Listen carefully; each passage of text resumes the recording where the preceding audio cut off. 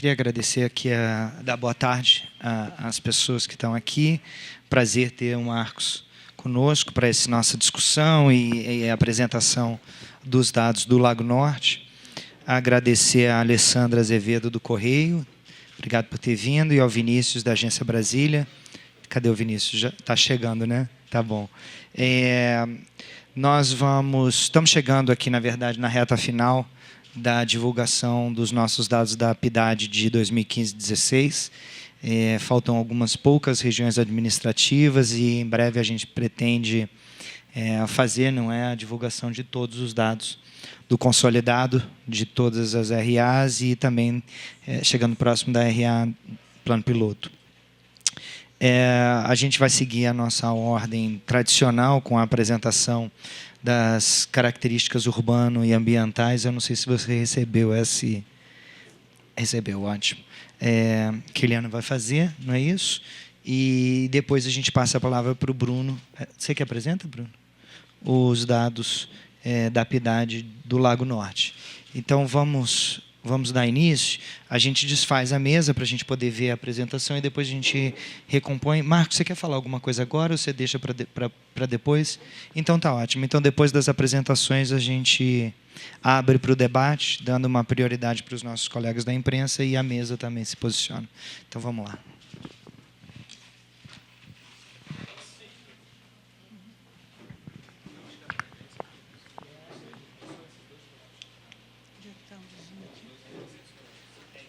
Está ligado aqui? Mas eu acho que não está ligado.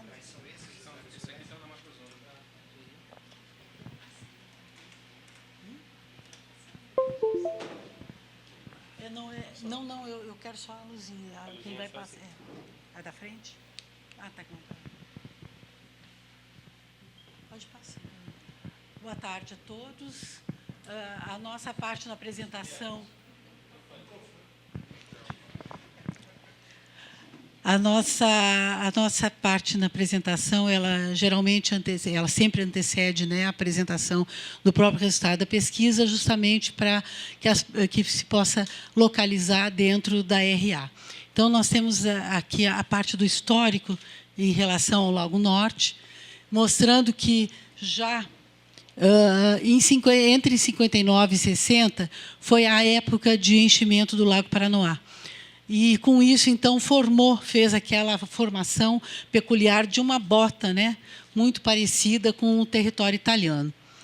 Entre 60 e 65, começa a ocupação do lago com o primeiro plano que foi feito, elaborado pela nova CAP, e incorporava tanto a Península Norte quanto o setor de mansões.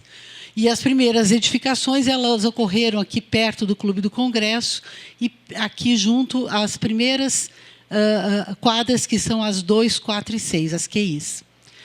Na década de 70, a Fundação Educacional disponibilizou lotes para os professores dentro da península, o que promoveu a consolidação do lago entre 75 e 82. Já na década de 70 a 80, houve a ocupação do setor de mansões do Lago Norte. E, em 81, a criação do CEAL, Centro de Atividades, que são atividades comerciais e institucionais que, posteriormente, foram permitidas, em 99, áreas habitacionais. Em 93, houve uma intensificação da ocupação justamente por uma alteração no projeto urbanístico do CA, que veio trazer mais dinamismo, não só o desenho urbano, como também as normas de uso e ocupação. E isso intensificou de maneira bastante grande a ocupação do lago, porque aquela área ali não era ocupada, e trouxe ao lago também uma grande quantidade de equipamentos comerciais e de institucionais que o lago antes era muito carente. Foi, então, em 94, que foi criada a administração regional, a RA 18, Lago Norte, antes pertencente à região administrativa de Brasília, que Brasília antes compreendia os lagos, o Plano Piloto, Candangolândia e Cruzeiro. Em 77, é permitida a regularização dos núcleos rurais, que são esses que estão nominados aqui, né, que depois vai aparecer mais na frente nos demais slides, quando nós falarmos sobre a parte hídrica, justamente pelo PDOT. O PDOT é a Lei Complementar número 17 de 97. E em 2002, então, começa a ser implantado o setor Taquari. O setor Taquari veio para justamente regularizar as áreas devido a uma pressão muito grande habitacional nas áreas de condomínio. E ele foi permitido já desde a época do plano, do estudo de Lúcio Costa do Brasília Revisitada, 85-87, já fazia parte o setor Taquari. A localização da RA dentro do Distrito Federal. Pode passar. Faz parte a administração, a área toda dessa RA faz parte da unidade de planejamento central adjacente, que se chama UPT2, ela abrange também o Lago Sul, o Varjão e o Parkway. E isso foi definido no PDOT de 2012. Ocupação aqui, quanto à questão de localização, a RA, e aqui nós temos ao norte dela a RA de Sobradinho, e também o plano piloto, que pega essa área aqui. Nós temos ao sul o plano piloto, nós temos a leste a região do Itapuã, Sobradinho 2 e Paranoá, e temos a oeste a área do plano piloto. A evolução da ocupação, como a gente falou, ela começou aqui perto do Clube do Congresso, nas primeiras quadras pares. E, a partir de então, ela foi se intensificando, tanto na península como nas áreas do setor de mansões e do próprio Taquari. Então, aqui nós vemos que, pelas cores mais escuras, são as ocupações mais antigas, à medida que vai clareando as ocupações mais recentes. Pelo PDOT de 2012, que é o Plano Diretor de Ordenamento Territorial, nós temos aqui essa grande área amarela, definida como zona urbana, e ela ocupa 84,62% da área. E as áreas rurais, que são essas áreas em cinza, apenas 15,38%. Essa área aqui é a área do Varjão, que constitui uma outra RA. Se nós pegarmos a área urbana, nós temos uma área urbanizável e uma área ocupada. Essa marrom maior é uma área que atualmente já está ocupada. E ela corresponde a 73,18% desse território.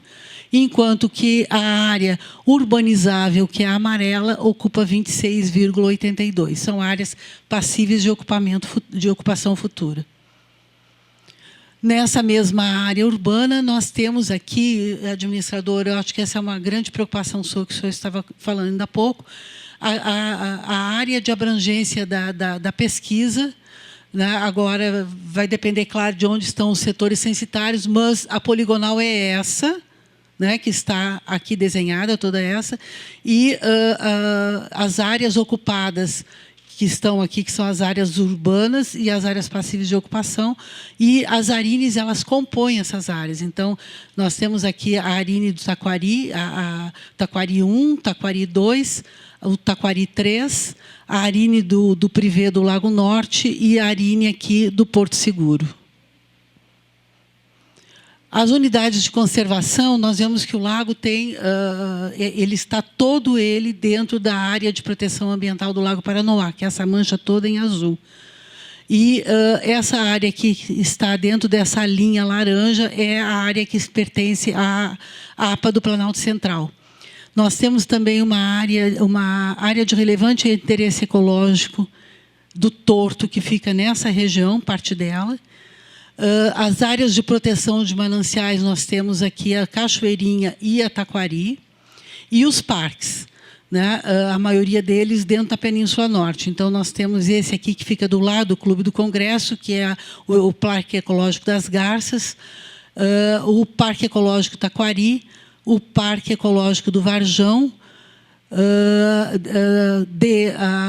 a parte do Parque Urbano do Lago Norte, que ele é subdividido em duas áreas, e o F, então, o Morro do Careca, que já fica lá no setor de mansões. Os parques ecológicos estão caracterizados aqui, então, alguns deles, como esse aqui, ele não tem grandes mananciais, apesar de o lago estar todo aqui, mas é mais pela beleza cênica, que a vista de lá é fantástica, e também pela qualidade do espaço que está aqui, a manutenção dessas áreas, até mesmo para uma revegetação da área. E ele é atualmente muito utilizado pela comunidade. O Parque Ecológico do Taquari ele serve muito também para a proteção dos recursos de mananciais. O Parque Urbano do Lago Norte, que ele tem essas duas porções, uma do lado de lá da pista principal do lago da IPPN e outra beirando o Lago Paranoá. Essa área aqui ela já tem uma urbanização, essa área aqui ainda não. E eles também são mais para desenvolver atividades recreativas e desportivas. E o Parque Urbano do Morro do Careca. O Parque Ecológico do Varjão. Aqui fotografia, né, do Parque Ecológico do Lago Norte e do Parque das Garças, lá na beirada junto ao Clube do Congresso. Aqui nos recursos nós vemos que a hidrografia, principalmente dessa área, perto das mansões e do Taquari, ela é bastante intensa. Nós temos aqui todos aqueles córregos que hoje muitos deles estão ocupados com áreas com rurais remanescentes, né? Nos equipamentos públicos, nós temos uma delegacia de polícia, um posto policial de segurança, 4 escolas da rede pública, um centro de saúde e 2 lotes destinados para ocupação futura pela Secretaria de Saúde. Detalhando melhor, nos equipamentos de educação, nós temos aqui aquele que fica no Olhos d'Água, a escola classe que fica lá no Córrego Palha e o Centro de Ensino do Lago Norte, que fica ali na 6, eu acho, né? 6. Equipamentos de saúde, o posto de saúde que fica na IPPN. E equipamentos de segurança, nós temos aqui a delegacia policial, que fica nessa localização, e um posto de comunitário de segurança. Antes nós tínhamos outros aqui perto da 12, mas hoje em dia ele já está desativado. A infraestrutura de rede de água, nós percebemos que ela é bastante intensa, é 93,40%, mas ainda temos poços e cisternas e poços artesianos, com uma quantidade bem menor, mas isso muito devido às áreas novas que estão sendo ocupadas. A rede de esgoto ela tem uma abrangência menor, o Lago Norte, há pouco tempo, começou a implantação do esgoto condominial, né? E as outras áreas, essas áreas com menos ocupação, já é mais difícil, pelo que se percebe, né? A rede de energia, sim, que já ocupa 99,20%, ficando só uma área mais reduzida de ocupação mais recente, sem a utilização. A setorização do lago, né, a parte da Península Norte, a área da polícia, né, a academia de polícia, aqui a área do privê do Lago Norte, essas 2 áreas, a parte do Ministério do Exército, a cartografia do Ministério do Exército, a estação biológica, que fica aqui o Taquari, né, uma parte do Taquari, outra parte do Taquari, essa área aqui do Mansões do Lago.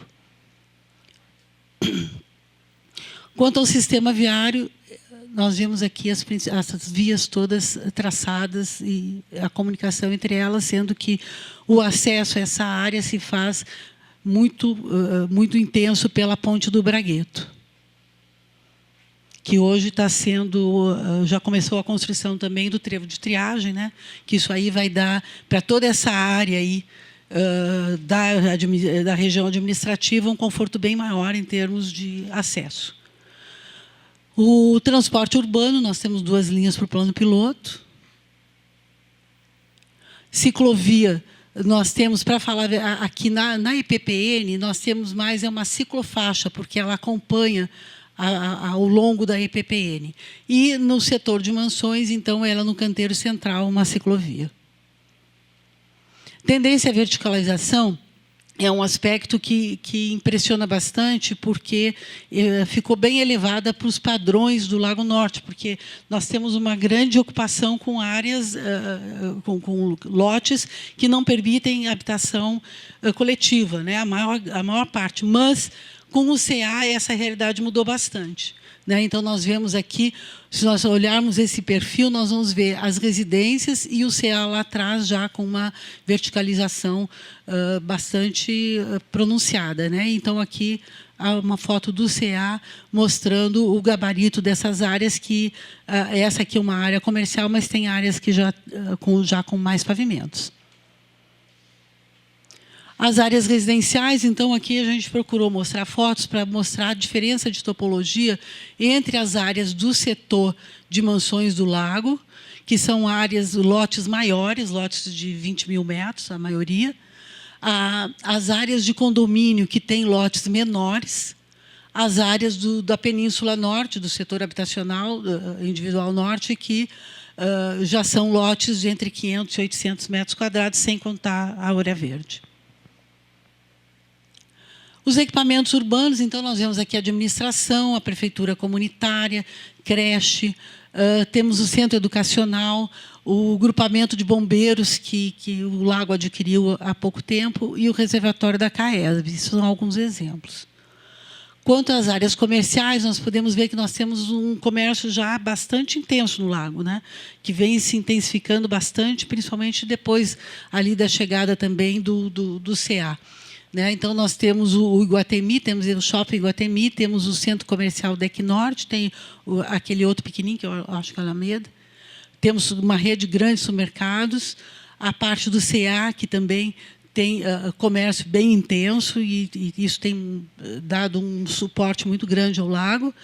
A parte da Quito Arte, que é tradicional no lago, o shopping das quintas e das sextas, e o comércio central, que foi a primeira área comercial do lago ao longo da Estrada Parque. Os equipamentos de lazer, o Piscinão de Ramos, nós temos os PECs, que são os pontos de encontro, e o Clube do Congresso também, que foi das primeiras ocupações, que é tradicional, e muitos moradores utilizam também o clube. Equipamentos regionais, nós temos 2 grandes equipamentos importantíssimos para a cidade, que é a Torre Digital, que foi inaugurada em 2012, e ela tem toda a parte de transmissão de televisão, de TV digital, tanto para a área do Distrito Federal como para a área metropolitana, e um grande orgulho do lago, que é o Centro Internacional de Neurociência, o SARA, do Lago Norte, que foi um projeto do Lelé, e ele tem uma ocupação muito térrea, justamente porque ele é utilizado para pesquisa de reabilitação e também para tratamento de reabilitação.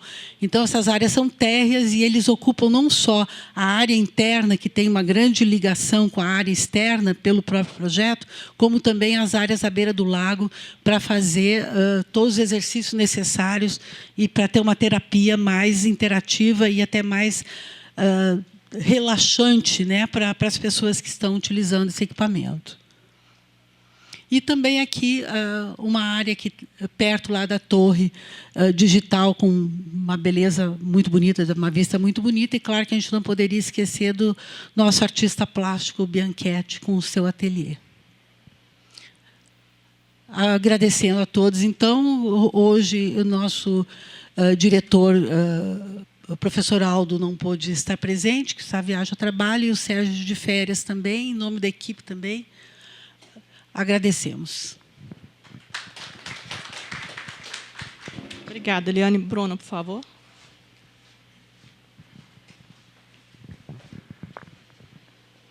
Obrigado. Boa tarde a todos. Boa tarde, Lúcio, administrador. Então, vou apresentar os dados da PIDAD do Lago Norte. Essa é a área de cobertura, então, lembrando sempre que a PIDAD ela cobre as áreas urbanas ou áreas rurais com características urbanas. Okay? Eliana já tinha comentado um pouco disso, então eu vou passar para a próxima. Acho que tem esse dado, a gente tem um comparativo aqui, 2011 2013 e o Lago Norte 2016. Para 2011 e 2013, a gente tem colunas para o DF. Em breve, a gente espera ter terminado, né, assim, o DF e ter todas as informações 2015 e 2016 para o DF. Então, acho que tem alguns dados interessantes, eu acho, dessa PIDAD para o Lago Norte. O primeiro foi um aumento de população, né, de 2013 para 2016. Você estava com 34 mil em 2013, passa para 37 mil. Eu acho que tem um destaque interessante aqui, o aumento do número de domicílios urbanos, né? Tem uma queda da renda, tem essa renda em 2011, 19.800, passa para 16.800 e agora 12.600. Né? Eu acho que tem alguns pontos interessantes depois para a gente entender o porquê dessa queda. Quando a gente olha a renda per capita, teve uma queda de 2011 para 2013, mas de 2013 para 2016 teve uma elevação na renda. Tá? Então, teve uma... De 2011 para 2013, um pequeno número de moradores por domicílio e para 2016 uma queda. Número de moradores analfabetos praticamente inexiste, um nível de escolaridade muito alto, né? Você tem aí quase, apesar de ter tido uma queda de 2011, 2013 e agora 2016, mas números muito próximos, né? Você está com 56% da população total com nível superior. Domicílios com automóvel, também uma pequena queda, mas mesmo em 2016 você tem 90% dos domicílios com automóvel. TV por assinatura, 80% dos domicílios com automóvel. E acho que tem um ponto interessante aqui, é que teve um aumento da desigualdade. Então, o que a gente pode supor aqui dessa queda da desigualdade é que você teve um aumento de domicílios, mas um aumento também de desigualdade. Então, quer dizer, pode ser ocupações de menor renda no Lago Norte, talvez essa área de expansão do Taquari, ou mesmo o CEAR, explicando essa queda de renda no Lago Norte. Bom, só para... voltar aqui. Só para finalizar, a pesquisa foi feita entre maio e junho de 2016, com 500 domicílios. Okay? Bom, vai ficando cada vez menor, mas a gente vai ficando mais feliz que a gente está terminando, né? Então, aqui a gente tem um comparativo das áreas que a gente já pesquisou, todas as regiões administrativas que a gente já pesquisou, e um comparativo 2013 e 2016. Então, o Lago Norte está aqui, como eu tinha falado, 34 mil moradores em 2013, 37 mil em 2016, uma taxa média aí de crescimento de 3,9, que é bastante alta. Esse nível de escolaridade bastante elevado das regiões que a gente pesquisou é o maior, né? A gente pode comparar aí. Só o Sudoeste que é maior, né? E o número de analfabetos, praticamente, criança fora da escola, praticamente é universalizado, mas isso é uma boa notícia para o DF e para o Brasil como um todo, né? A gente conseguiu colocar crianças de 16 a 14 na escola, acho que de 6 a 14 na escola. Aqui tem um comparativo da renda, então. Como eu falei, teve essa queda de 2013 para 2016, mas ainda assim é uma das maiores rendas do DF, está abaixo do Sudoeste, do Parkway e do Jardim Botânico, equivalente ao Jardim Botânico. Lago Sul a gente ainda não pesquisou, vai ser o próximo. A renda per capita domiciliar, como eu falei, teve essa queda aqui para 2016, mas ainda assim se mantém aí entre os mais elevados do DF. Bom, essa informação eu acho que é muito interessante da PIDAD, é o local de trabalho das pessoas. Então, a gente tinha em 2013 11.800 pessoas trabalhando no plano piloto. Em 2016 são 11.300 pessoas declarando que trabalham no plano piloto. E isso representava 68% em 2013 e passa para 63% em 2016. E aí a gente tem um comparativo com as outras regiões administrativas, eu acho que o menor, acho que só o Sudoeste tem um percentual maior do que o Lago Norte, de pessoas trabalhando no plano piloto. Né? em termos comparativos. E aí também, quando a gente vê quem trabalha na própria RA, teve um aumento, né? Assim, um pequeno aumento aqui, que era 14% em 2013, passa para perto de 19% aí. Mas, basicamente, empregos concentrados no plano piloto. É o que a gente tem visto como um padrão, né? Pessoas de maior escolaridade tendem a trabalhar mais no plano piloto. Bom, aqui é só um descritivo de escolaridade. A gente tem crianças de 0 a 2 anos, você tem um percentual alto fora da escola, mas quando passa para 3 a 4, você tem aí 20% de crianças fora da escola, de 6 a 14, como eu falei, todas na escola. De 7 a 17 também, todas as crianças na escola. 18 a 25, você tem 54% estudando, 45% fazendo faculdade. Né? E de 25 anos, só 4% frequentam a escola. E a escolaridade do nível concentra-se principalmente no nível superior, com 56% da população. Aqui também dá uma ideia interessante da escolaridade das pessoas com mais de 25 anos, então dá uma ideia da escolaridade da força de trabalho, né, de pessoas que já estão engajadas no mercado de trabalho, e aí fica claro também o percentual elevado de nível superior, curso de especialização, mestrado e doutorado. A gente estava brincando antes da apresentação que tem uma concentração alta de professores da UNB no Lago Norte, que fica evidente aqui, né, dessa grande concentração aqui a gente está falando aí de quase 70% da população com pelo menos nível superior, da população que trabalha. Aqui reflete do total de informais o nível de escolaridade, reflete muito a escolaridade geral da população, ainda que você tenha muita concentração em nível superior. Esse dado é bem interessante, que é o acesso à internet. Então, em azul, o acesso da população em geral, e o vermelho são jovens, então o Lago Norte está aqui. 94% dos jovens de 15 a 29 anos têm acesso à internet. Eu sempre ressalto que mesmo em regiões como a estrutural, você tem 62% dos jovens conectados à internet. Então, acho que essa é uma notícia boa, né? A população do DF é conectada à internet, principalmente os jovens são bastante conectados à internet. Esse é uma distribuição daquela população de ensino fundamental por local de trabalho. Como eu falei, quer dizer, quando você tende a ter uma escolaridade menor, a sua chance de trabalhar na própria região administrativa é maior. Então, a gente tem aqui 61% das pessoas com ensino fundamental trabalhando no próprio Lago Norte, 16% no plano piloto, e aí também acho que é importante falar de vários locais aqui, que isso aqui provavelmente tem autônomos e pessoas que vão a várias regiões administrativas, não tem um local fixo de trabalho. Bom, e aí quando a gente olha para nível superior, a gente tem esse percentual muito elevado aqui, de 75% de pessoas trabalhando no plano piloto. 8% aí no Lago Norte, e aí as outras percentuais aí para outras regiões e vários locais. Aí aqui a gente tem também uma desagregação do local da escolaridade e do meio de transporte. Então, quando você pega ensino superior, você tem 95% das pessoas se deslocando de automóvel. E quando a gente vai reduzindo a escolaridade, você tem ensino médio ainda, o modal mais importante é automóvel, e em ensino fundamental você tem um percentual alto de pessoas indo a pé, porque tende a trabalhar mais na própria região, mas ônibus também começa a ser importante. E aqui, por local de trabalho, plano piloto. Como tem muita gente de nível superior, e as pessoas de nível superior tendem a ir mais de automóvel, percentual de pessoas que trabalham no plano piloto e se deslocam de automóvel é majoritariamente aí o principal modal.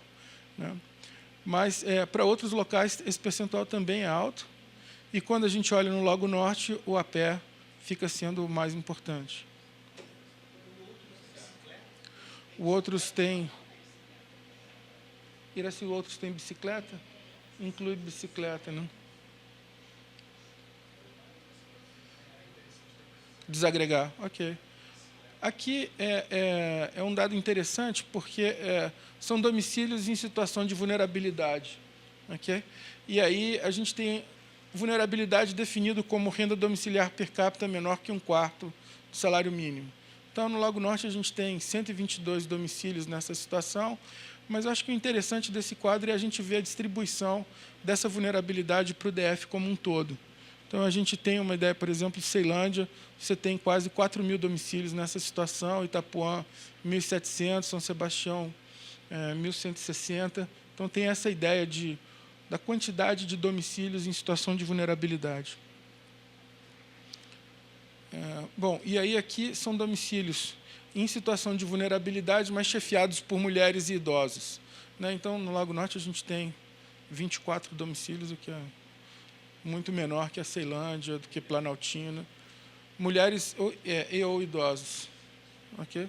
Que daí, daquele total de 122, o que é chefiado por mulheres e idosos. Bom, essa também eu acho que é uma pergunta muito interessante da PIDAD, que é a percepção de segurança. E o Lago Norte está razoavelmente bem, a gente pode colocar entre os maiores aqui, de percepção. A pergunta é se existe policiamento regular próximo ao domicílio, e 68% aí respondem que sim, que existe esse policiamento regular próximo ao domicílio. Bom, aqui são dados da infraestrutura urbana. A gente tem uma divisão aqui entre domicílios que são regularizados e não regularizados. E aí, só um detalhe, a declaração do próprio morador, e o que a gente está chamando de regularizado é quando o morador declara que ele tem escritura própria, é própria em aquisição ou está em assentamento. E não regularizado é quando o terreno não é regularizado, está em invasão ao condomínio. Então, esse não regularizado, pela declaração dos moradores, representa 15%. É bom representar que esse não é o dado oficial da CEGET ou do governo. É o que os moradores declaram que é a condição de posse do bem. E aí a gente tem um diferencial muito grande de infraestrutura, fica bem claro.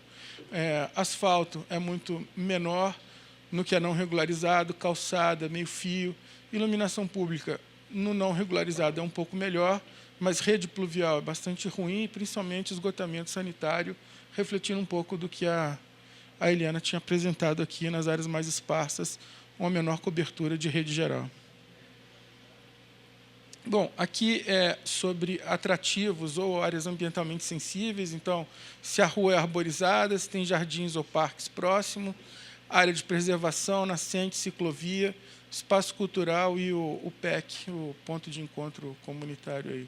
E aí, de novo, você tem uma clara diferença entre essas áreas regulares e não regulares, com aquela ressalva, exceto em área de preservação, que tem as áreas não regularizadas mais próximas a locais de preservação ou nascentes, e aí a presença grande de PECs, de ciclovia bastante razoável e ruas arborizadas bastante elevado o percentual.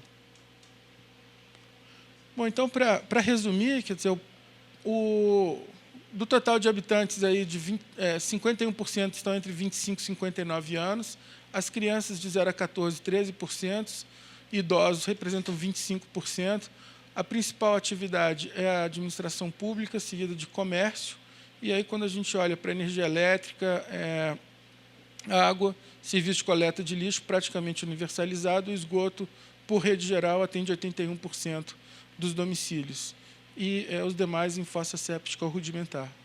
Bom, eram esses os dados. Queria agradecer a todos, a equipe, a Iraci, a Ana. Não sei se tem mais alguém aqui. Obrigado.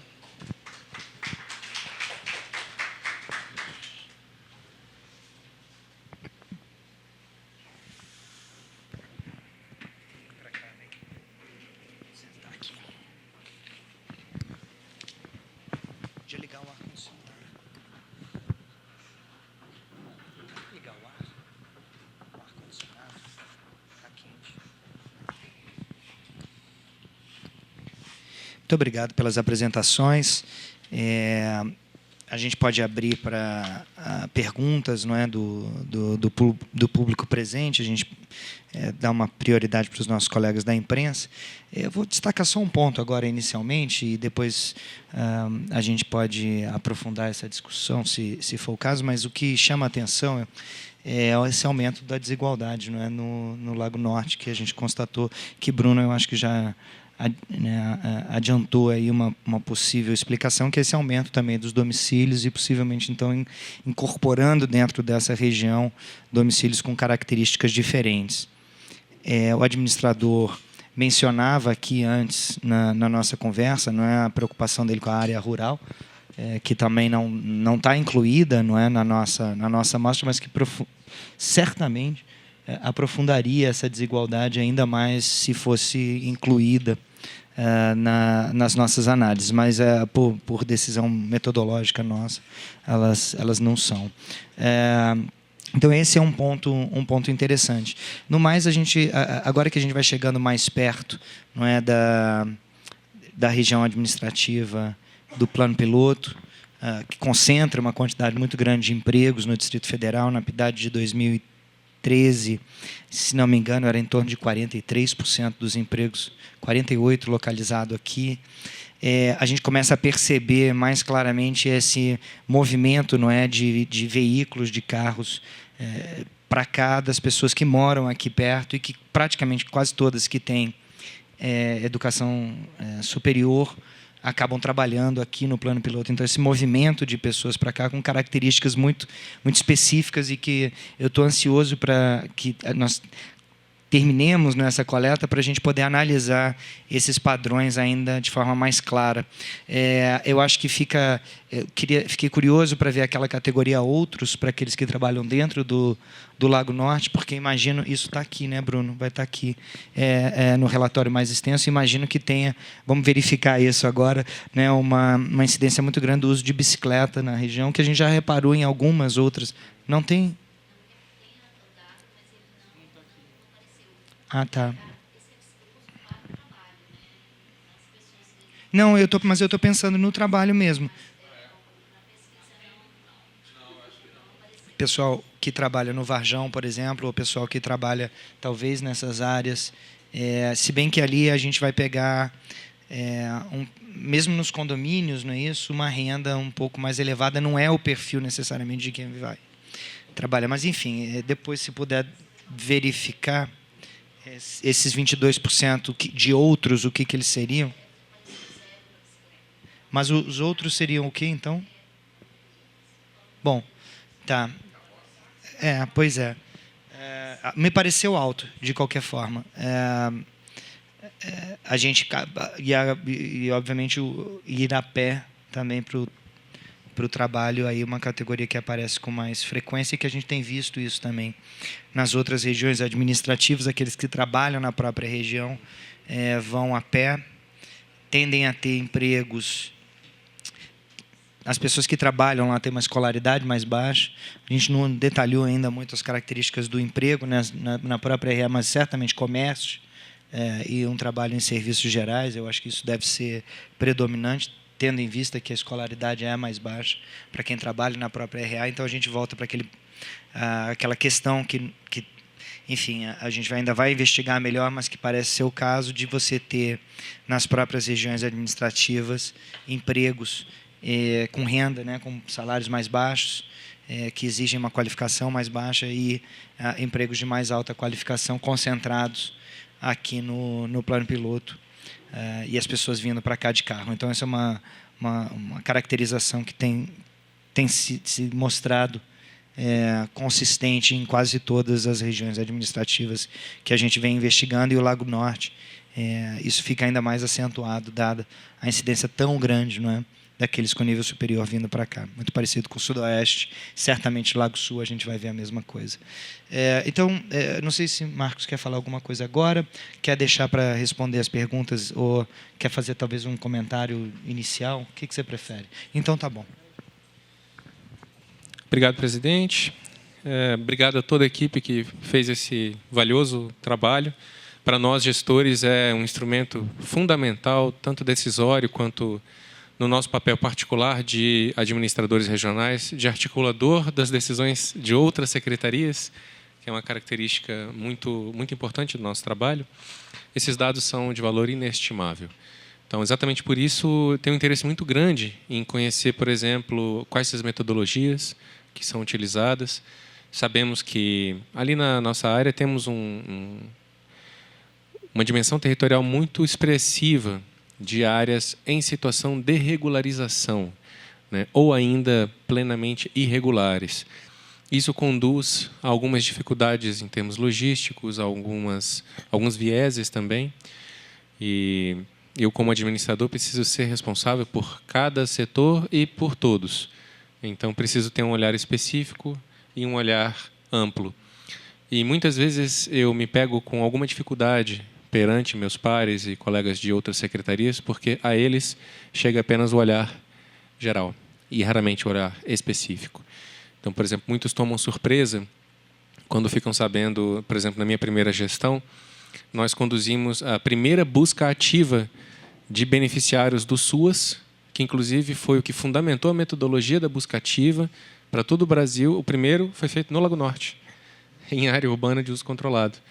E apenas em um dia, em articulação com as associações locais, nós levantamos, se eu não me engano, foram 350 e poucos beneficiários em situação de vulnerabilidade social.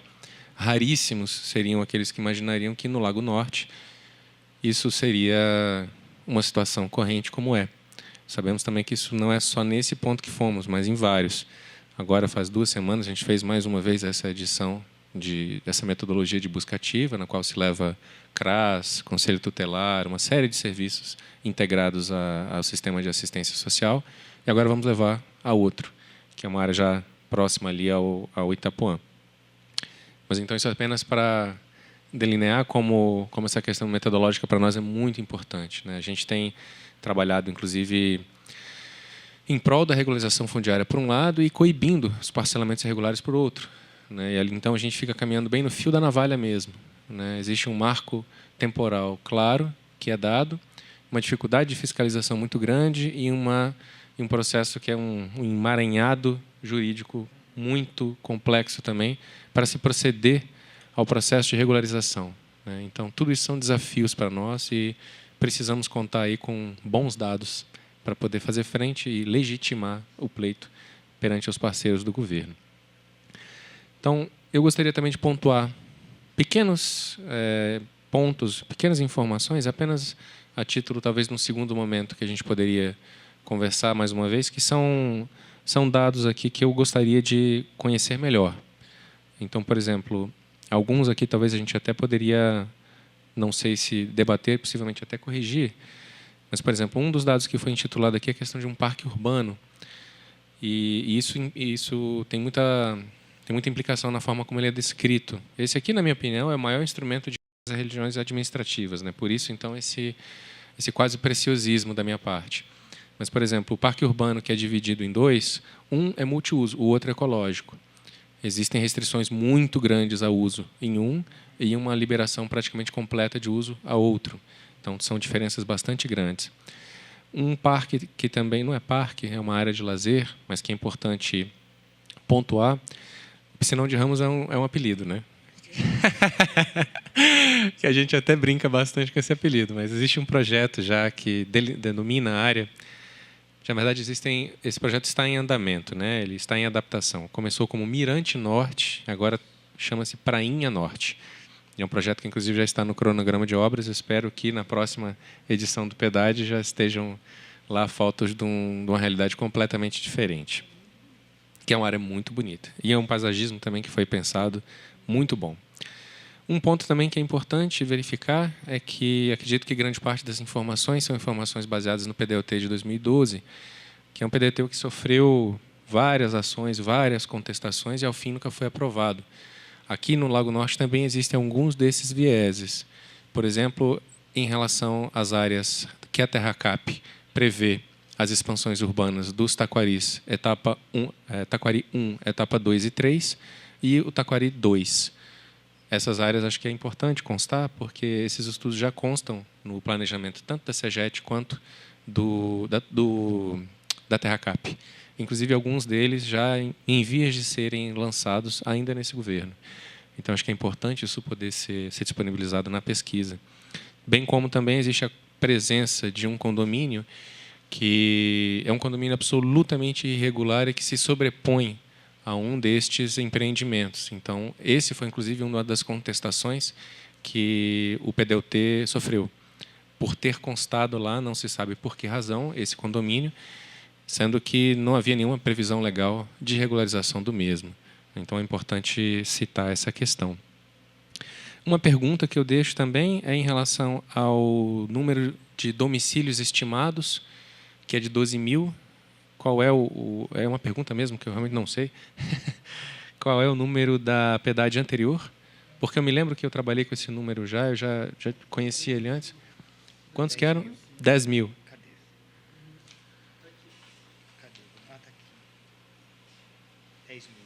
10.900 para 12.161. Beleza. Acho que ele condiz bastante com a realidade, porque a gente tem acompanhado uma expansão, infelizmente, dos parcelamentos irregulares, que é algo que temos feito um esforço muito grande de combate pelo governo todo, mas ainda temos desafios grandes e consideráveis a esse respeito, né? E, por fim, é isso. Gostaria também de ver aqui, como nosso presidente, os nossos dados de bicicleta, mesmo que seja um só, porque essa é uma política que a gente precisa, de fato, expandir pela cidade. Muito obrigado. Muito obrigado, Marcos. Acho que a gente pode abrir agora para perguntas e comentários. A gente costuma dar uma prioridade para os nossos colegas da imprensa, então acho que a gente pode seguir essa prática. Então, Alexandre, a gente segura um pouquinho a sua para... Alessandra, por favor. É melhor pegar o microfone, tá?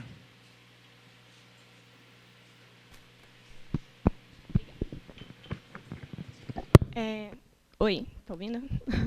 Para aproveitar o gancho dos irregulares que a gente está falando, vocês têm um número de habitantes em áreas irregulares, algum levantamento sobre isso, que eu não sei se eu não encontrei ou se... Repare que a nossa forma de medir, não é, os domicílios regulares ou irregulares é baseado na declaração do próprio entrevistado, né, o morador. Então, ele não é um dado que a gente pode considerar oficial. O dado oficial é o dado da CEGET, enfim, que aqui eu não tenho ele de cabeça. O que a pesquisa apontou foi que 15% dos domicílios se declararam irregulares. A probabilidade de que esse número é um pouco maior, porque a gente estava conversando, né, sobre isso, mas tem um viés aí de aceitabilidade social, né, que a gente fala nas ciências sociais, não é, de que as pessoas tendem a negar, não é, a fatos que por acaso possam vir a ser considerados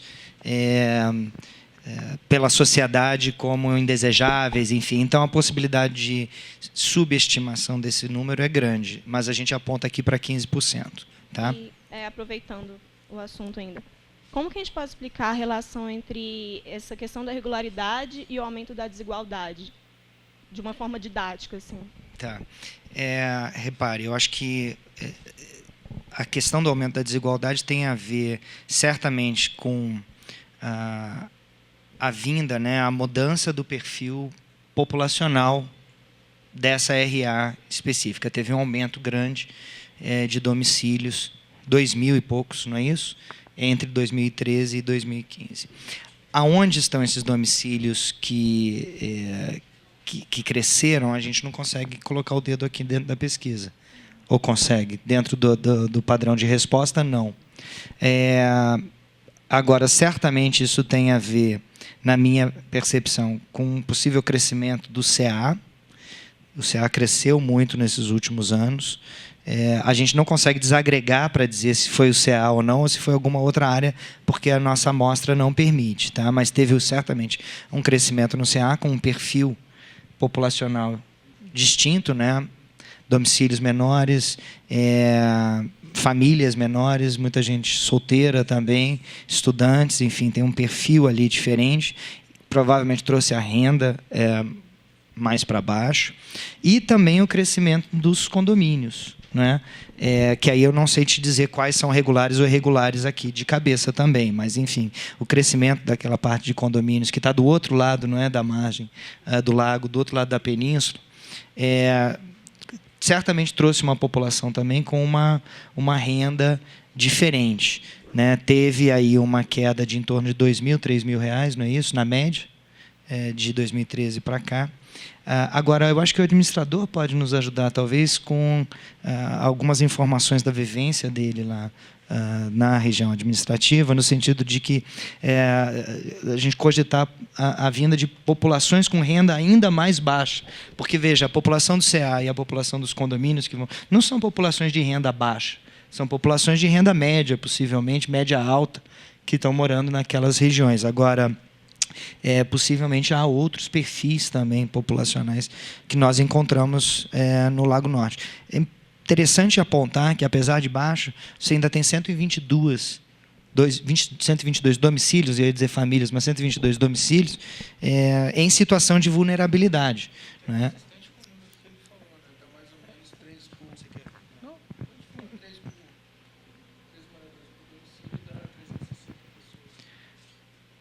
Em situação de vulnerabilidade, você está falando? Verdade. Então, era esse mais ou menos o número que você tinha trabalhado, Marcos? Enfim, eu vou deixar você falar um pouquinho sobre isso, mas certamente é atribuído, né, essa mudança do perfil da população que mora ali, e aí a gente tem que ver se ainda há uma situação nas áreas urbanas, claramente, que a gente pode estar desconsiderando aqui nessa fala. Tá? Mas é por aí, ok? É uma ótima pergunta, muito importante.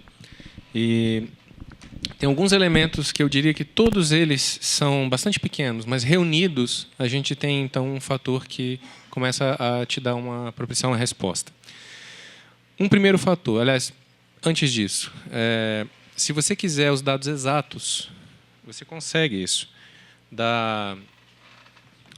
do número de edificações irregulares. A AGEFIS tem um controle de 15 em 15 dias por satélite disso. Então, é possível, inclusive, com uma linha de corte temporal, saber exatamente quantos domicílios... Claro que, às vezes, não é um domicílio, é um depósito, é algo assim, mas é um grau de precisão bastante considerável. Você consegue isso na página da AGEFIS, inclusive. Então, trabalhando aqui nessa questão do aumento da desigualdade, quais são os fatores? Bom, esse primeiro, necessariamente comprovado, em relação às habitações irregulares, a grande maioria deles, a gente tem um perfil de classe média baixa e baixa. Poucos são os casos de classe média, média alta e alta. Existem, mas são muito poucos, muito menos comparativamente aos outros. Um outro ponto que é interessante também é que existem casos em que os trabalhadores domésticos que pernoitam nas residências declaram residência no Lago Norte. Também acho que seria o inverso da aceitação social do fenômeno, né? Eu conheço alguns casos que a pessoa, por exemplo, é cuidador de idoso e sente muito orgulho de dizer que mora no Lago Norte. Mora no Lago Norte trabalhando. E mora mesmo, de fato, né? Porém, qual é a faixa de renda dela? Muito baixa. Sim, o nível de desigualdade aumentou e a renda também diminuiu, a renda média. Por isso eu estou te trazendo esses elementos que compõem a média. Esses não estão necessariamente nos dados.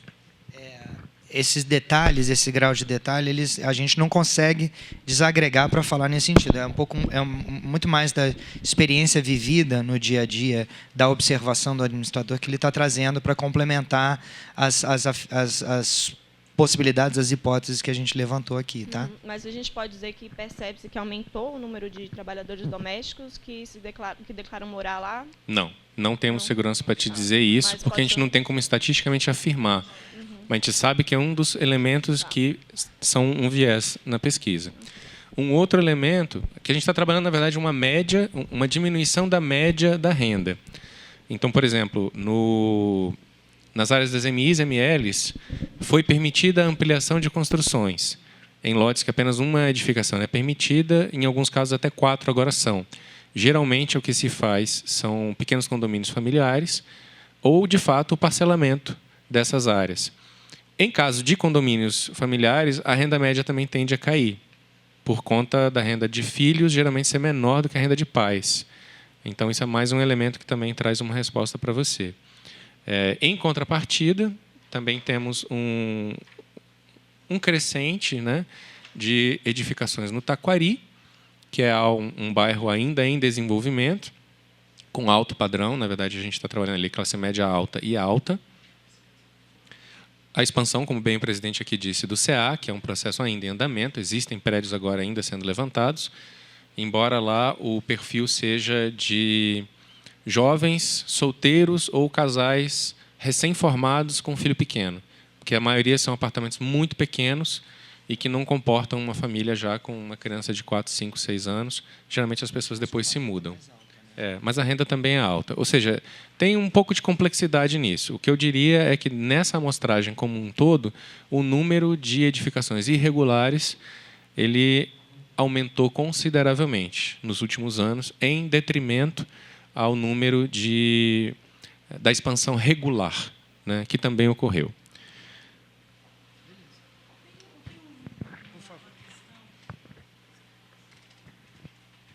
Tem a ver com isso. Tem uma questão no Lago Norte que tem sido observada ultimamente, e isso diversas pessoas falando, um aumento grande de república de estudantes, tendo em vista o valor do aluguel, né? Então, eu não sei se isso aí chega a influenciar, se isso é um número grande que a administração lida com isso. Só tocou num tema muito interessante, não apenas repúblicas de estudantes, mas o pessoal hoje em dia, inclusive, conceitua de co-living, né? Ao invés de morar num apartamento pequeno, pagando caro, as pessoas alugam uma casa com vários amigos. Eu, inclusive, moro assim. Divido uma casa bastante grande, muito espaçosa, por um preço muito baixo, com bons amigos. Né? É uma opção que, de fato, tem crescido exponencialmente. Foi um ponto muito importante, porque, de fato, o entrevistador geralmente vai fazer a pergunta a um dos entrevistados. E, no caso de ser uma república estudantil, a faixa de renda é muito baixa. Muito bem lembrado. Mais perguntas, pessoal? Tira isso daqui. Não? Alexandre? Bom, é Alexandre Brandão, economista da Diretoria de Estudos Urbanos e Ambientais. O Sérgio não está aqui, então eu queria chamar a atenção para um trabalho que a gente está fazendo. Eu e o Sérgio, para o zoneamento ecológico e econômico, a gente selecionou as áreas mais críticas em termos de diversos tipos de risco para analisar mais detidamente.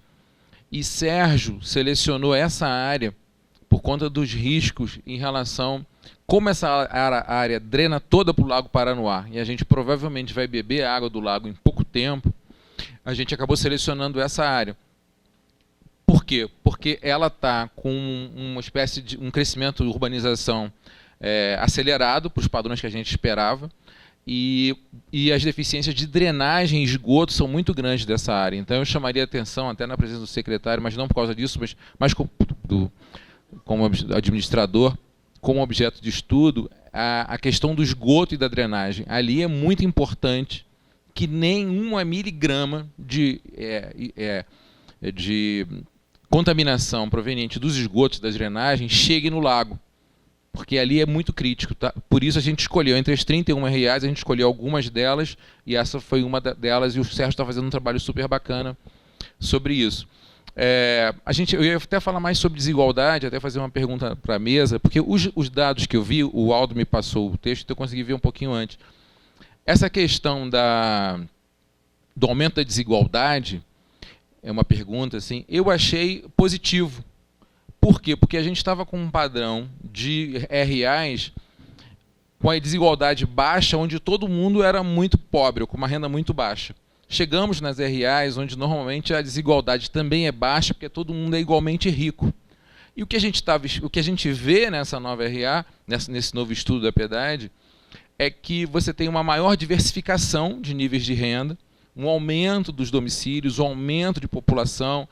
A queda na renda é uma consequência disso, mas eu achei até assim, interessante, porque você estava esperando uma RA com uma população muito envelhecida, unifamiliar, né, aquela tradição do Lago Norte, e por causa dos loteamentos, alguns deles irregulares, e também por conta dos CAs, você tem uma maior diversificação. E aí eu não sei qual é a palavra, o contrário de gentrificação, mas talvez a gente pudesse até falar de uma RA que está se tornando menos gentrificada, né? Então, isso me ocorreu quando você estava falando, assim, e tal.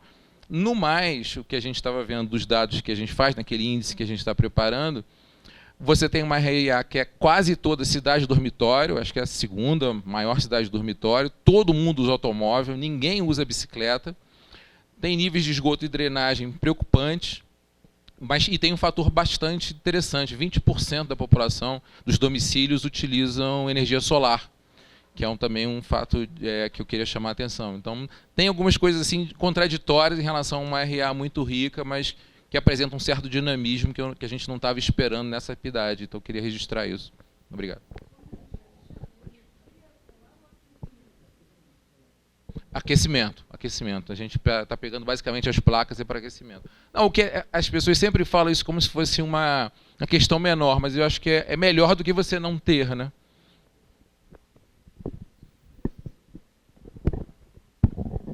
Boa tarde. Só para complementar a colocação em relação ao emprego doméstico, nós tínhamos em 2013, lá no Lago Norte, 419 domicílios que possuíam empregado doméstico morador no domicílio.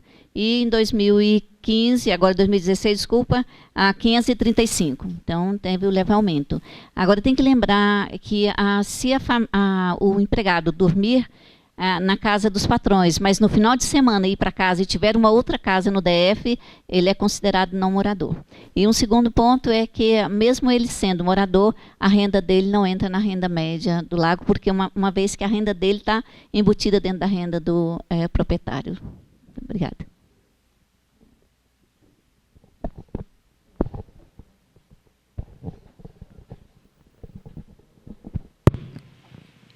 A Eliana falou que o Lago Norte parecia uma Itália, o Alexandre está falando que ele está cada vez mais parecido com a Itália, né? Está chegando a ter um Mezzogiorno ali. Esse é o ponto do Alexandre. É um pouco esse ponto. Só voltando um pouco para a questão, quer dizer, como é que você pode representar didaticamente? Eu lembro de um professor meu da UNB, morador do Lago Norte, Geraldo de Souza, que ele falava o seguinte: olha, quando você quer saber a altura da pessoa que vai entrar nessa sala, a melhor coisa que você pode falar é a média, né? Então, eu vou falar a média da população. Então, você imaginar um novo morador do Lago Norte, que você esperaria que a renda dele fosse igual à média do Lago Norte. O que tem acontecido é que tem entrado pessoas no Lago Norte com uma média menor. Então, tinham pessoas muito altas e agora está começando a entrar pessoas mais baixinhas ou menos altas. Não sei se é politicamente correto falar baixinhas, mas é um pouco essa a ideia, né? Quanto à metodologia da pesquisa, quer dizer, a gente está disponível para explicar e discutir. É uma pesquisa domiciliar, a gente tem pesquisadores próprios, tem um questionário, a gente faz uma amostragem que é representativa da região. A gente tem um questionário, pode passar depois para você, o manual do entrevistador. O de 2015, de 2015 não, mas eu posso passar para você, e caso vocês queiram algum outro tipo de recorte, a gente pode fazer sem problema nenhum, passar para a administração, para quem for, né? A gente está à disposição para qualquer outro dado ou qualquer outra informação. Era só para reforçar também que o dado de doméstico e trabalhador doméstico a gente tem, tá lá no questionário, e a Iraci trouxe os números aqui. Ok. Mais alguma pergunta? Não? Então, eu agradeço enormemente aqui a presença do administrador, dos colegas da imprensa e da Codeplan, e eu fui instruído que eu tenho que informar que a próxima divulgação, a previsão é dia 11/10 para o Lago Sul, e no dia 25/10 a do plano piloto, para a gente encerrar as divulgações de cada uma das RAs e depois fazermos a divulgação geral em novembro, imagino. Vai ser em dezembro? Tá ótimo. Então tá bom. Perfeito. Então, obrigado, boa tarde a todos e até a próxima.